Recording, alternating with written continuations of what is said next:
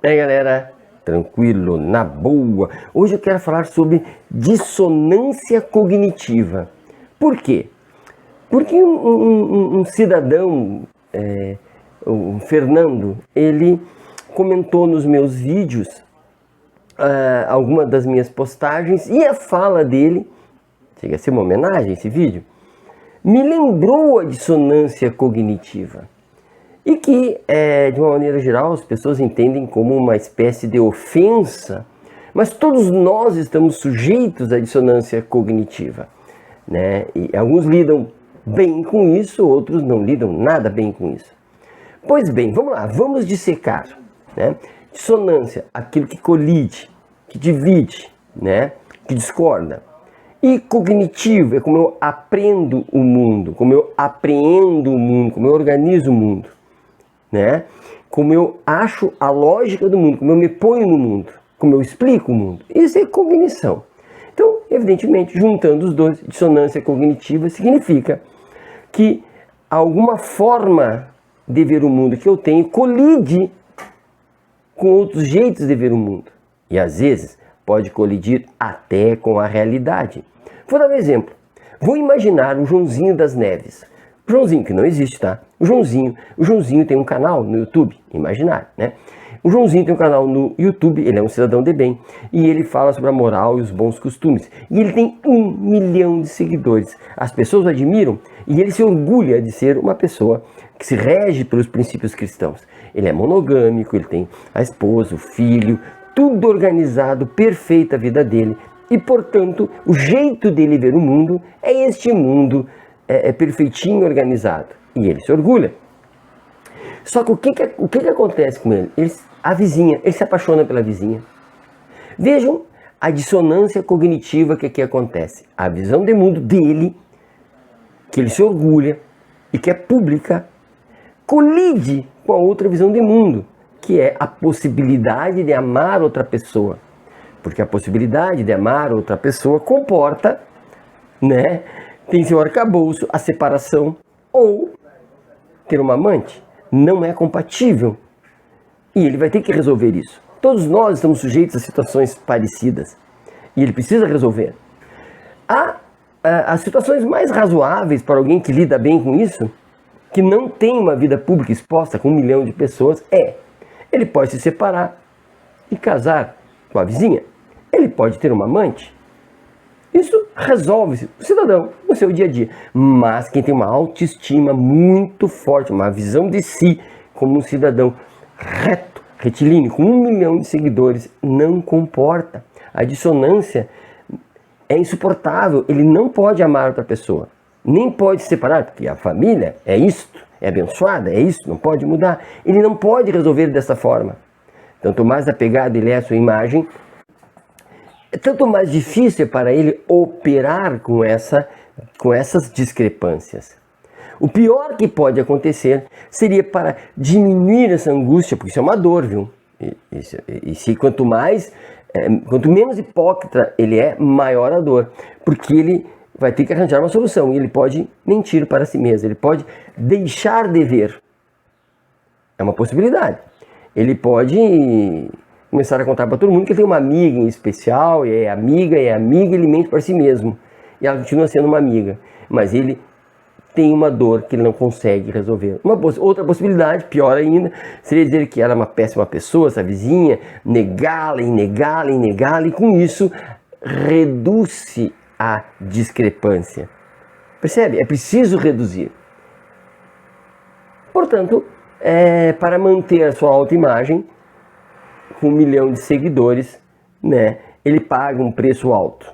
De qualquer forma, ele paga um preço alto. Outra bem simples, né? Eu votei no cidadão tal, né, para candidato à presidência da República, briguei com a minha família, fiz um monte de coisa, fiz propaganda, e agora surge a noção que ele é um corrupto, que ele é um golpista, né, que ele é um marginal. Eu posso não ver, negar, não querer ver, porque a minha imagem pública está envolvida. É como se eu deixasse de ser menos eu, se eu reconhecer que eu errei, né? Porque na minha imagem eu não erro, sou um cidadão né, bem informado, e eu posso não ver, negar e continuar, inclusive, votando nessa criatura, para não dar a mão à palmatória, como dizia minha avó.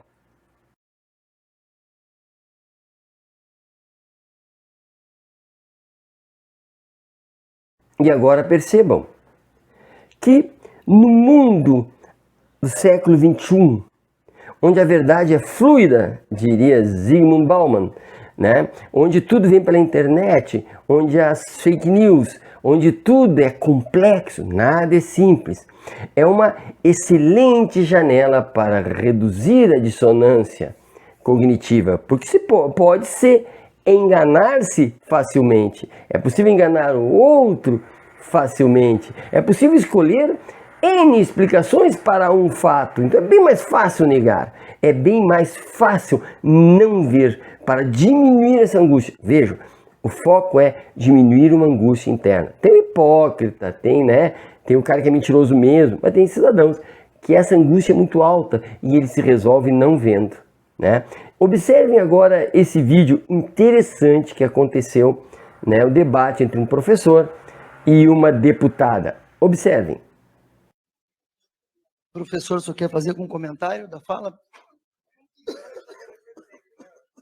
Em respeito à deputada, porque, na verdade, ela não me fez pergunta nenhuma, né? Eu só queria dizer assim, Otávio Paz, do Labirinto da Solidão, disse que os indígenas, quando Colombo chegou, não viram as caravelas. Não viram. Elas estavam ali fundeadas, mas não havia cognição para poder representar cerebralmente uma imagem que era absolutamente incompatível com o quadro mental de uma cultura que não tinha elementos para visualizar. Por isso que os gregos diziam que teoria significa aquele que vê.